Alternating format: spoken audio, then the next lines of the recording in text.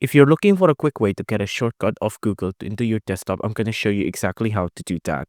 So first off, from Chrome, it doesn't have to be Chrome. It can be any browser. You just want to type in google.com. So just type in Google and just go to the website of Google. So it'll be google.co.uk or just google.com, right?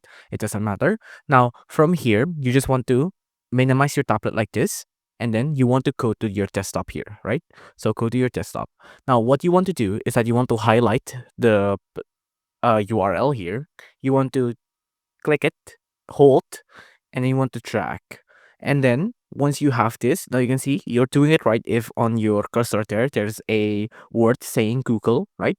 You just want to drag and drop onto the desktop like this. And once you're on your desktop, let it go. Now you can see it'll automatically add a Google shortcut just like that.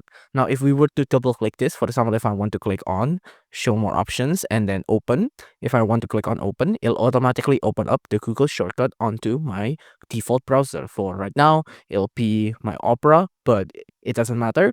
As long as your default browser is Chrome or any other, once you double click on this, it'll automatically open Google on any of your desired browser. So if you enjoyed this video, please do consider liking and subscribing.